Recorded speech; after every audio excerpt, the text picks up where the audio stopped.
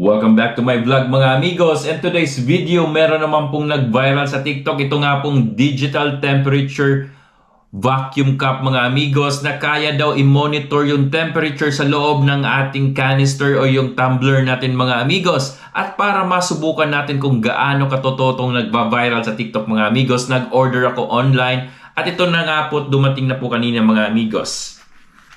Ayan po yung steel stainless vacuum cup mga amigos.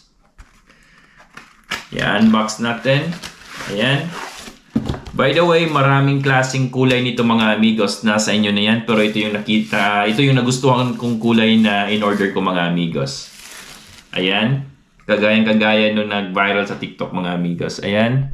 Tatouch lang natin dito at makikita natin kung yung temperature ng canister or yung tumbler natin mga amigos. Ayan. Yung sa loob nito,